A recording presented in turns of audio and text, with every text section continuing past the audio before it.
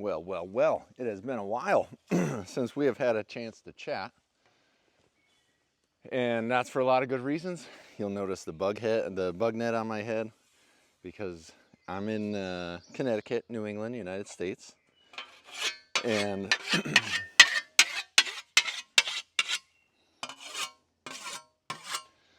this time of year there are biting deer flies and mosquitoes. And lots of mosquitoes and lots of flies, and the flies will fly around your head, bite you, and it's just miserable, absolutely miserable. And that was one of the things that takes some of the enthusiasm out of the dog walk, is that when you go for a dog walk, you're in survival mode. And it's just less pleasant. It's also, especially this year, like 99% humidity, and that just like instant sweat. So depending on what you're doing that day, even just a simple dog walk might merit a shower if you had to be seen or smelled by normal human beings. That's a little brushy. I don't want to do that with this blade. And so yeah, my forest trail has gotten covered in poison ivy. And in years past, I've been completely discouraged and I stopped walking back here at all during the summer. And I've gotten to the point, let me get away from my obstacles, gotten to the point where I give it a rest during the peak of the summer. We have our summer solstice, June 21st. The days are longest, no matter how much you cut back in the trail. It seems like it just grows right back and there's no staying on top of it. There's ticks. I'm really selling, come visit me and hike in the woods, huh? So between the ticks, the flies, the mosquitoes, the poison ivy, and the busyness, because I have 2 young kids and a wife who's a teacher, it's easier to get stuff done when you have a routine. And when that routine is gone, there's a lot of on-the-fly adjustments. And yeah, considering I haven't stopped in here to chat much this summer, figure we do a little catch up. I have some people very near and dear to me who are sitting in hospital rooms right now and might need something to pass a few minutes of the time. So we're gonna make a video and then I'm gonna go home. Kate's gonna get a run in and we're gonna work out the rest of our logistics to get through the day and the week and the month. July 15th is a pretty special day. I wanted to start it reclaiming a little bit of the woods and starting to get this accessible again. Sorry, Mr. Tree. Here. With this net on, I can hear the mosquitoes buzzing around my head. All right, so how far back to take this story? Because it sets up the next couple months, which also will be very busy for me. And then we get into the winter season where I'm less busy and stuff around the house, and my day job really is pedal to the metal. Lots of hours, lots of fun testing and things to do, but at the end of the day, it's work. It's just work. Oh, would this clear? This may go pretty quickly. We'll go up to that tree, test the distance of this microphone. So you hit a stick like that. Luckily, we're at a poison ivy free zone, so it's still cool to handle the blade. Sometimes I can use somewhat decent form to sharpen this blade.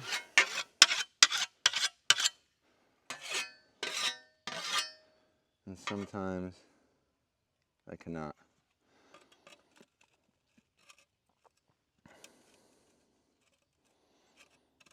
Sorry, a little dent. This blade needs a little work before I go out again.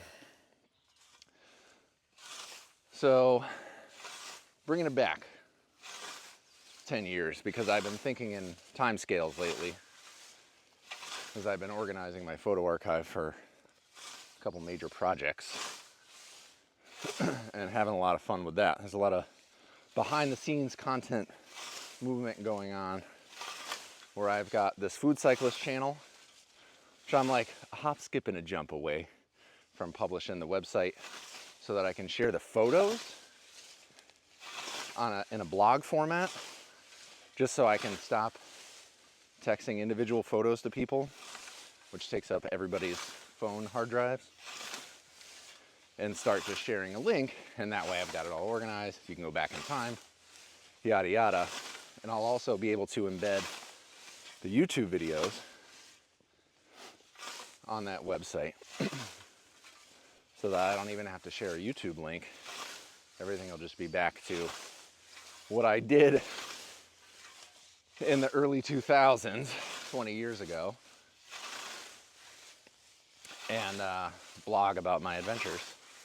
Not because blogging is a great strategy for getting attention. It's not really what I'm seeking, but utilizing the internet as a communication device for the many people that I stay in touch with. We've gone over that at length here.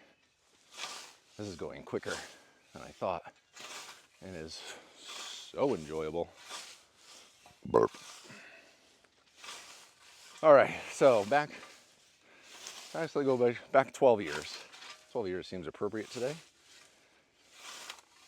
Kate and I moved to Western Connecticut. We had, at the time, no car, no job, nowhere to live, and Kate was pregnant with our first daughter. And we thought, this is a great time to start a farm, because we had been sold a lot of dreams. At least did, now I'm a little more cynical and cautious, but a healthy amount of hubris, and thought, there's something I want to do. I'm just going to do it and figure it out, make it work. And so Kate, being pregnant, got a job teaching, had to take time off. When the baby came, I was farming my own operation at that point. And even have photos of me going into her school to show kids baby chicks. And that was a lot of fun, getting that farm exposure in early for the kiddos. Yeah, we're gonna drop this and go around the corner. This is going quick. And I got like such a beautiful stretch to focus on coming up. So Kate, let me grab a camera. For me, multiple times, we started our farm after 2 years on the road, visiting farms and breweries around the United States. Our longest time working at one was 8 months, so took a chunk of that 2 years. It didn't go anywhere, but got the full season exposure. And we left for our 6,000 mile 2-year bike trip right after Kate got her master's degree and was certified to teach in New York public schools. We were living in Manhattan, grew up in Connecticut. And so she just incurred this debt and got certified to teach, put in all these hours. Oh my goodness, I don't sleep much, but watching her go through her master's, there's a lot of late nights, early mornings, writing papers and doing things. And then she put it all on hold for me and we went around the country by bike because she knew I was gonna do it, whether she was coming or not, because I was in New York City, the food desert, and we won't get into the food politics part of the journey in this video, but I was having a quarter life crisis, what I now dub my quarter life crisis, and needed to get out of the city, and I didn't know where I wanted to go. But I figured I would, the people that I enjoyed most and the topic that I found most interesting was agriculture, and I wanted to explore that. And so we went, while I was in New York City, I did hundreds and hundreds of miles of trips by bicycle, pedal power, to farms that I could reach. I went as far as Philadelphia, Washington, D.C. Kate and I did the whole of Long Island. I even biked from New York City to Canada and visited or met up with my family to go camping. And that was way fun. Visiting farms along the way. I think I visited like somewhere between 4 and 6 farms on that trip. And so Kate and I did 2 years on the road, visiting and working on farms and at craft breweries. And it wasn't just to pick up the farm skills, it was to see the experience of the people who live that lifestyle. If I didn't like the way I was living in New York City, even though it was way fun, and it can be a really cool, vibrant, artistic, amazing city to live in, it's not my vibe. As you can tell, I'm the guy out in the woods cutting grass with a big knife. So rewarding. I'm so happy I did this. It's like putting me in a good place for the day. It's hard because there's like stuff hidden in here, and I'm with the fragile, cut things really well blade, but if I hit something, oh, not so good. All right, so 2 years, end of a bike trip. 12 years ago, we started our own thing, and I started raising chickens. And I had been blogging the whole time about visiting farms and food. I used to work for the Howard Stern show, so I was in media. So I knew my stuff and had an online following. And I wanted to parlay that into my small farm business. And my thought was, the farming stuff I knew, the brewery stuff would take more investment or partnership. And I could get the farm and the story going, because that takes a long time. Any small business takes a long time to build. Farms in particular, because you have to refine the skills. It's not just the farming skills, but it's the small business and entrepreneur skills that you have to develop alongside being able to adjust for all the weather. That's why modern agriculture is very mechanized and systematized and indoors and unhealthy, and the costs have been externalized because ag is nearly impossible to accomplish, especially with the way we as a society attempt it, as we see. But again, no farm politics. As luck would have it, we were, our website, as you're seeing me now, is The Food Cyclist, and we had just gone 6,000 miles. And 11 miles away from us, as I was doing my market research, we landed in this area because of family and resources and close enough for people to visit. And as we were doing our research, I found The Food Cycle. And The Food Cycle was starting a brewery, had egg-laying chickens, and was getting a very similar project off the ground. So I was like, this is great. They were a bunch of nervous New Yorkers who hadn't spent as much time working the land and doing this, but again, the hubris, and we had a dream and wanted to see it done, and I figured these are my type of people. I just spent 2 years visiting people and meeting strangers, so I'm not shy. I don't love to be around people, but I will do it, especially if I've got a bigger goal in mind.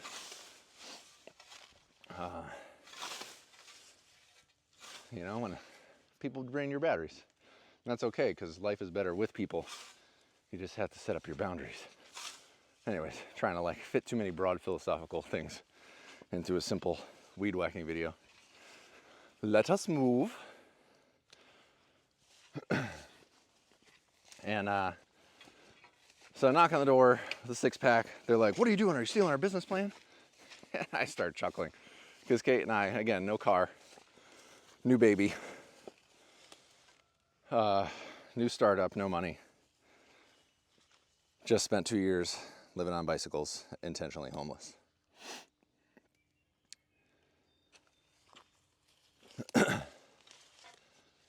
Maybe this video goes a little long today. I'm working out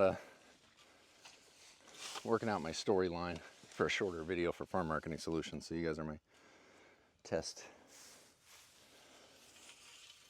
Keep hitting stuff. This blade's gonna need work when I'm done.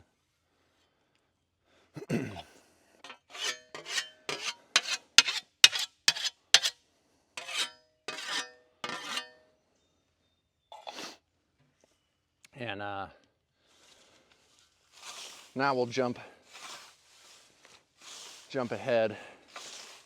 Kate, we tried having the baby in school, and it was a daycare that you had to pay for. She's young. Talk to any parent, and they'll bemoan the cost of childcare in America, because America believes in having the baby, just not supporting the baby. And so we're struggling, man. Whew. And when you have a kid in daycare, they get sick all the time. And my oldest was very prone to ear infections. She'd get an ear infection, she'd be having a rough go of it. I had livestock, I couldn't take the time to care for a sick baby. Neither one of us knew what the heck we were doing, because we're parents. No parent knows what they're doing completely. And they would charge us for the days that the kid was not there, but dock Kate's pay for days that she wasn't there. And at the end of the day, we were going through this 5-day-a-week sugar honey iced tea show and ending like $100 ahead of where we would be if we weren't doing it. So we made the decision for Kate to stay home. So she got to stay home with my first daughter, which had so many benefits and was so nice. And guess what? The ear infection stopped. We were backed up against that decision because the doctor said, if she gets another one of these, another one of these, we're getting tubes in the ears. And you're like, oh my goodness, tubes. So we stopped. So Kate puts her career on hold again. She's no longer teaching. She's home with the baby. Fast forward, blah, blah, blah, brewery story. Well, actually, here's a good fast forward. Yeah, we're ready to move again. Rocking and rolling. And my buddy's here. Come here, buddy. Hey. He's like, it's wet and there's icky toes. So we had this idea of a farm brewery. We petitioned the town to let us open a farm brewery because we get our hands on this 50-acre property that my business partner bought out here in Western Connecticut. And we go through some town zoning meetings to start a farm brewery out here. Brewing and agriculture go hand in hand because everything you eat or drink starts with a farmer. And over the next 10 years, me and my partners went went from sourcing, and it was part of our zoning, sourcing some of our stuff on the farm, which it takes time for a farm to start up. And I started in 2013 on the farm at Kent Falls Brewing. And the brewery opened in 2015. And over the next decade, 2015 to 2025,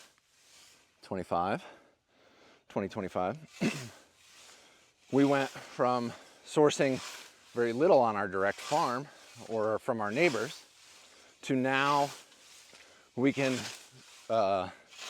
make the claim and back it up that we source 60% of the ingredients within a 50-mile radius, 50. 93% of the ingredients within a 200-mile radius. All thanks to our local support systems, working with our vendors and our supply chain, and quite frankly, a ton of legwork from my partner Barry, who is just a gem of a human being. And we, in COVID, we were one of the first tasting rooms to shut down and one of the last to reopen to make sure that everybody was safe and we knew we were following any rules and regs. That's a financial hit. I'm very proud to say that through COVID, we never missed anybody's paychecks. And that is in large part thanks to the financial prowess and the dedication of my other partner, David, who is just probably the nicest person ever. And would go out of his way to make sure everyone has what they need. And during COVID, and coming back from it, as we were making sure that we were trying to pay everybody, keep the lights on. This is I don't want to do this with this blade. It's gonna get a skinnier area. We had a little mission creep where we introduced live music, and we shouldn't have. We were doing art openings, which technically is an event.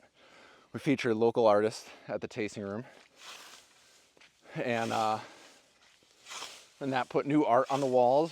It brought money into the community.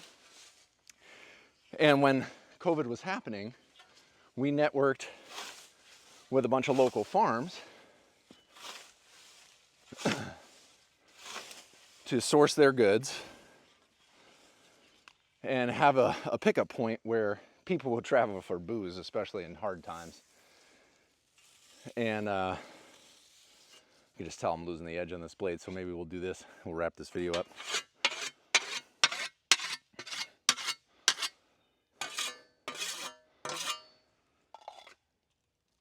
Networked with a whole bunch of farms, which when COVID was over, we did a Thursday night farmers market, which was a nice small gathering of vendors. We didn't charge the farmers anything.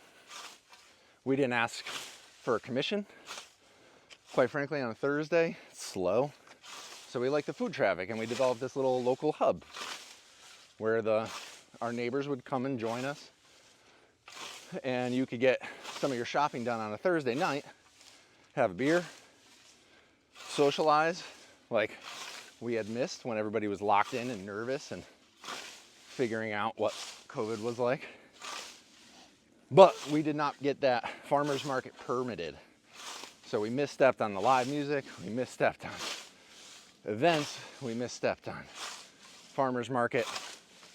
And in the town of Kent, our favorite thing in Kent is rules and regulations, because 2/3 of the town are rich New Yorkers, which if you're a local, we look like rich New Yorkers because we bought the big property, started a brewery with shiny tanks, and there was a lot of pushback, especially from some of the neighbors who had illegal operations and didn't want the extra eyes on the stuff that they were doing.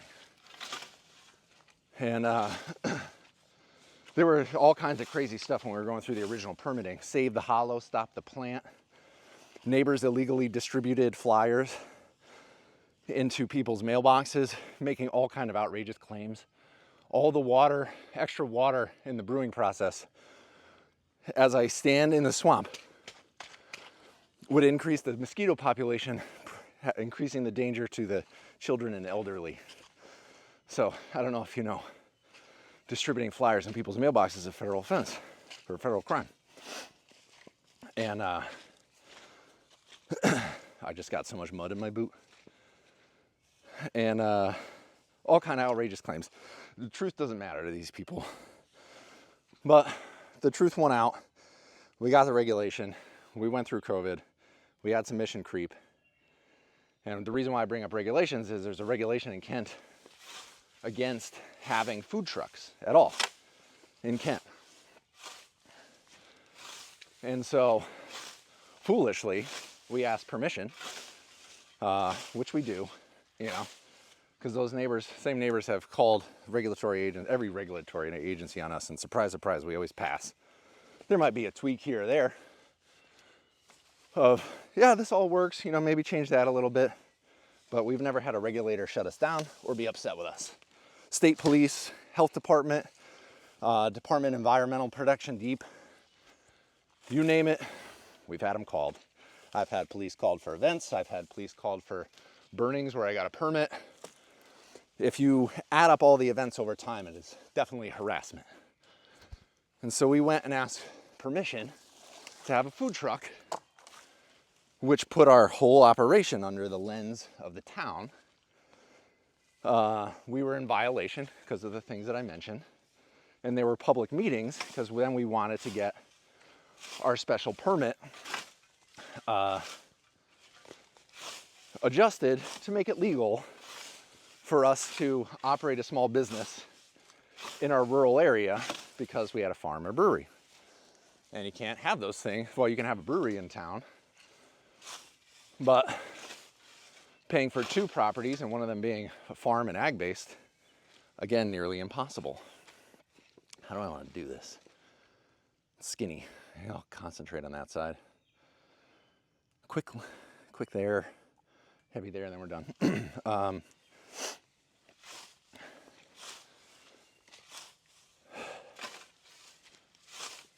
So we asked for permission on food trucks.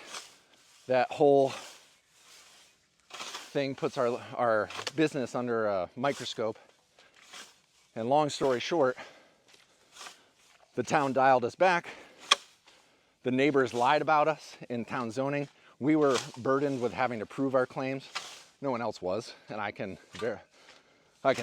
show you on the videos where they lied about us. But what good is it going to do? It's been 2 years now. And then the zoning board decided that they weren't going to shut us down, but they were going to maintain the chokehold they had on our business. And despite the overwhelming support we had from the neighbors, those few people who lied about us made it so we lost a portion of our sales. Not shut us down, because I'm not going to quit. I'm not going to let somebody's skeeviness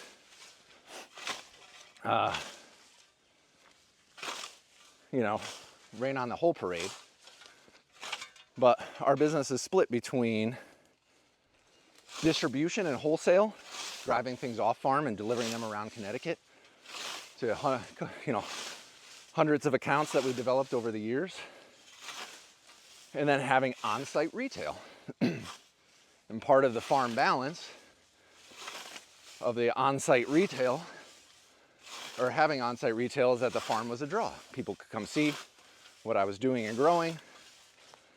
I could get the margin I needed by selling direct to consumer, by cross-marketing my farm stuff to brewery customers. And the agritourism exposed people to farming, allowed us to have that conversation of where our food comes from, all the things that I wanted to do and set out to do when I freaked out about the food system being so terrible in 2008, 9, and 10. And here I was, living out my dream, reaching people, face-to-face conversations, doing farm tours, having the tasting room, No complaints from any neighbors except for the ones that were willing to lie about us because they have their own issues, but we don't have to talk about them anymore because they're not worth the time of day. And the stranglehold that the town put on the business made it so me with a small family really had no future being able to support my family. And as my kids get older, I'd have 2 kids now, 2 girls, beautiful, loves of my life. I wanted to make sure that they had what they needed. And so I left the life that I had built for a decade and a half and went to work at a desk for 8 hours a day, 5 days a week. And that has been great for me. I don't want you to feel sad for me in any of this because they were all decisions that I made. I'm not a victim. Just make the best out of my circumstances without trying to hurt anybody else. It'd be amazing if other people followed the same rules. And so, about 2-3 years ago, after all this nonsense happened, I'm working in corporate so I can further my career. More specifically, Kate has the opportunity to focus on her career and be a teacher. And the last 2 summers where I would normally be farming and sweating and out in the field, I was in air conditioning with a predictable schedule so that my wonderful wife can pick her career in teaching back up. She during my tenure at the brewery, she started working at Washington Montessori School, first as a substitute, then as an associate teacher, and now she's getting the certification to be a head teacher because she has her master's, but she wasn't certified in Montessori as a head teacher. And so last summer, as part of that, there's some poison ivy, certification process, she spent 5 weeks where I was solo parenting. This summer, she spent 3 weeks where I was solo parenting. And then she has random weekends where she's got to go and do conferences and workshops and yada yada, professional development. And man, am I going to be sad if the microphone didn't work. It's been like 20 minutes. And the 9 to 5 has allowed me the structure and a few extra dollars to support her in her career path so that she can become a head teacher. And we can continue to be uproariously proud of the work that she does influencing young minds. I had based on the way my brain works, and we'll cover this in a future video, I think in pictures. And our public school system is not set up for people like that. And so the things I was doing professionally, I expressed interest in and tried to pursue when I was in high school, and nobody knew what to do with me. And I went through a lot of years of floundering to where I had that quarter life crisis. So I had to figure out what I want to do with my life. What do I want to be when I grow up? My little neurodivergent brain.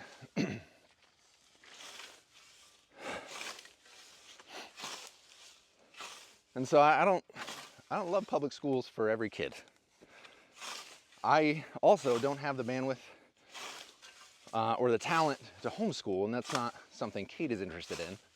So the Montessori school has been amazing for my children and their learning and growth because neurospicy brains are hereditary, and I can see characteristics of me and my children. And they are getting the support and education that they need so that they don't have to spend 2 decades figuring out who they are as people, only to spend their time cutting grass with a big knife in the woods. And now Kate's getting the certification. So I just got off the 3-week stint of, I shut down everything but my day job, which funds the family, and the family, which is my whole reason for existing,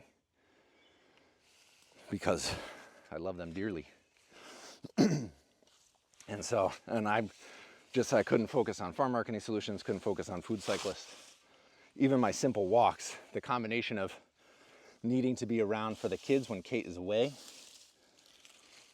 and needing to stay focused, needing to be closer to the house because the kids are still young, made these walks hard to do. I can hear the flies buzzing around my head as I chat.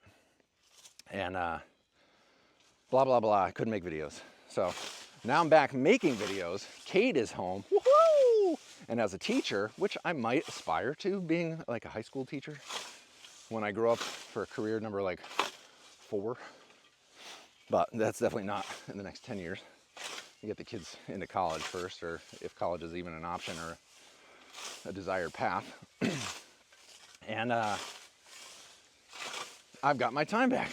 Haha! I can make videos and cut my path, get back the poison ivy, and be able to take you guys for walks on the woods again, which I have so dearly missed. But we have a long update video to explain how we got all the way to this point. So now, without me being able to actively farm, the farm property has been rented out to people who will homestead or farm there.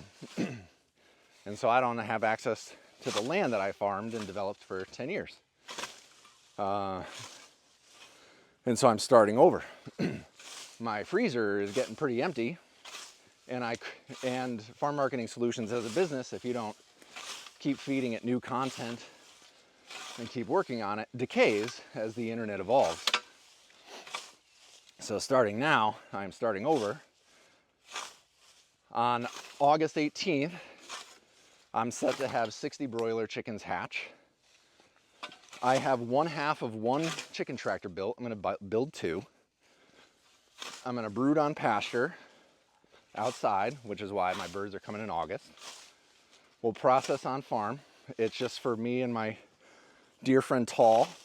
I'm not selling any chickens. Just raising it for myself and one of my best buds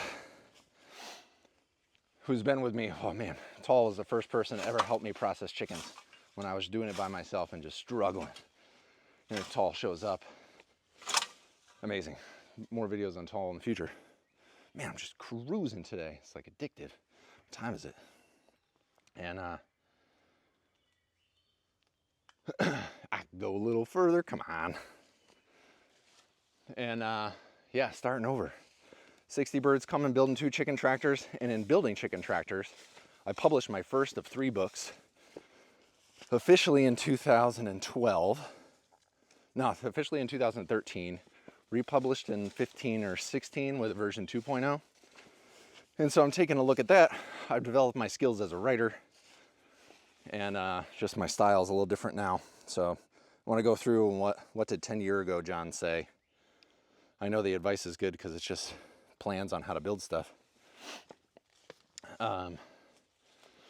But as I build the chicken tractor and I'm better at doing the things that I do now, I'm taking notes in the book as I build it. Oh, I just hit a big rock. No.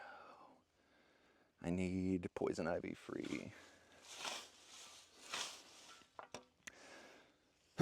I'm taking notes in the book for updates. You know, maybe there are updates in the form of a blog post and I don't have to republish the whole thing. Maybe there's a version 3.0 in the future, and maybe I just use the opportunity to highlight I've sold 30,000 copies of that book. All time. Who are the other people who have now built chicken tractors and have started farms, which I've met a number of them now in person at my chicken conference. Who are the people that took action and built the broiler pen and are raising birds out on pasture? And then, should just wrap this up. I'm like just really happy cutting grass today. And I got that one family member in mind. We can hang out a few more minutes, you know. Because not only did the brewery go from startup to sourcing 50% of the ingredients in 60% in a 50-mile radius and 93% in a 200-mile radius, I also saw a need in the farming community to help get more people into ag and homesteading. Created a blog, built a following, sold a book, sold a whole bunch of copies of that book, and now people have changed their entire lives and gotten into ag because of the information that I shared. Not that I'm some genius or I figured out agriculture, because that's not it at all, but because of my enthusiasm for trying. If at any given thing there are 5 levels, 5 steps, there's a bunch of them where I'm like step 4, a couple step 5s, you know, still things that I'm step 1 or 2. And yeah, we're gonna wait till the other side for this area. This area is like rife with rocks and things. So not only did we build that supply chain for the brewery, but now I've helped, we'll say a couple hundred people to raise birds out of the tens of thousands that have bought the book, because people buy the book and it lives on a shelf. It's hard. You have to buy a $14 product to build a $400 shelter to raise sentient creatures that you're going to kill and eat. It's like, it's a hard funnel, but it makes me feel like quite the marketer when you can shepherd somebody through that process and they're successful. Oh, whew. Case studies are awesome. So going to continue pursuing that. Now it's making content, making chicken tractors, and hustling. I'm gonna wrap up this video and get back to Kate so she can go for a run. I'm nice and, it doesn't show yet, but underneath this shirt is just another shirt of sweat, and that's gross. I'm getting eaten. My path is clear in a number of ways. I know what content I have to make. I know my goofy headdress works great. It has passed the solstice, so things aren't growing as fast, so anything I cut now won't grow back as vigorously. I believe there's a vocab word, senescence, in there. I think I'm misusing it though.